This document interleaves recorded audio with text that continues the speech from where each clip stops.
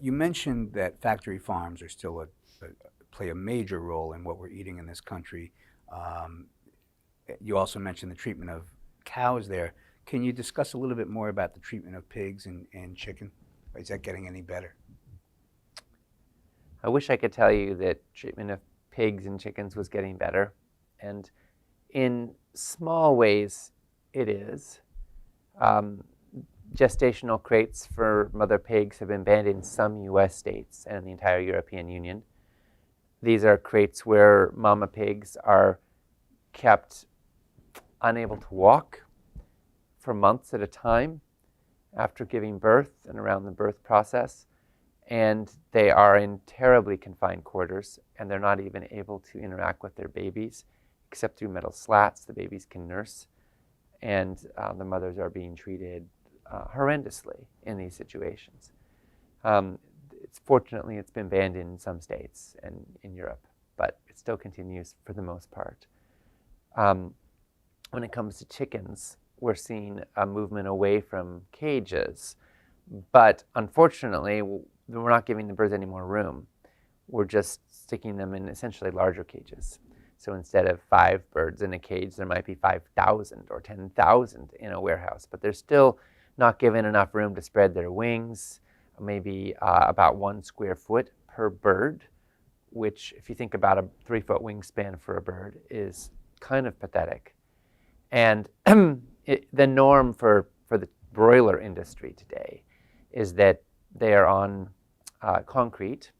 They stand in poop all day long. They're never, it's cleaned every few years, so they're literally on the poop of themselves and generations of birds before them. They are bred to be morbidly obese, so by the time they're 3 months old, it's the equivalent to if a human infant weighed 600 pounds. As such, they're unable to walk. They're sitting in poop all day long, and so their feathers fall off. They develop sores. 5% of the birds in one commercial operation that I spoke with the owner of die before they are killed.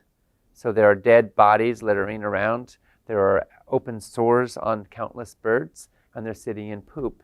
No wonder most of our chicken meat today is contaminated with salmonella or E. coli or other pathogens. And guess what? A lot of those pathogens are antibiotic resistant. So we're breeding antibiotic-resistant bacteria in this toxic soup. It comes back to the consumer, of course, because when you eat a product of a level of misery like that, it's not going to do your body any good, and you're exposing yourself to serious harm from the bacteria that are contaminating these birds.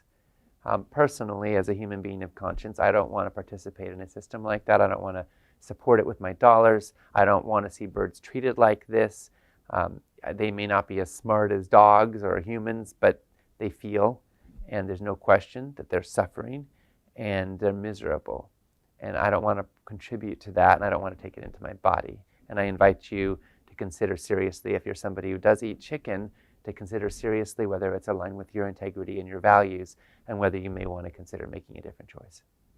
By 2025, 2/3 of the world's population may face water shortages, and ecosystems around the world will suffer even more.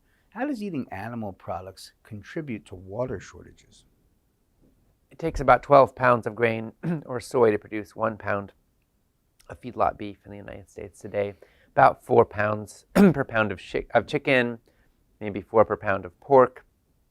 It's like a protein factory in reverse. Take 4 pounds or 12 pounds in and get 1 pound out.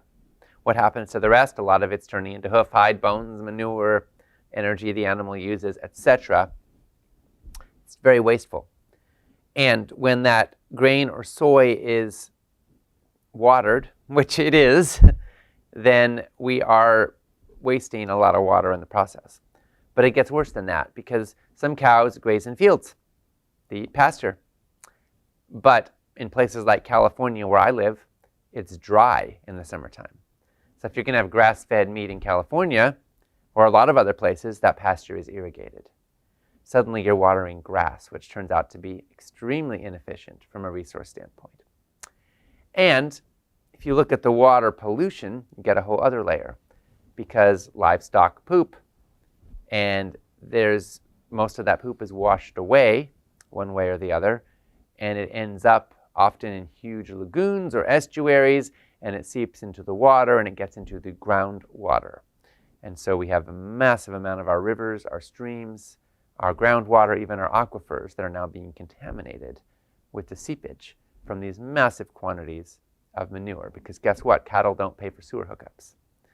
So when you put all that together, livestock are responsible for an enormous amount of our water consumption and our water pollution.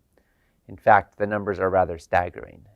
According to the USDA, the average pound of beef in the United States today takes about 2,000 gallons of water to produce 1 pound of feedlot beef, which is kind of astronomical. Think about a stack of 1-gallon water jugs almost half a mile high just for a single pound of beef. So statistically, if you look at how much water the average American uses for showering, you actually may use more water for a pound of beef than you would for 3 months worth of showers, just for 1 pound.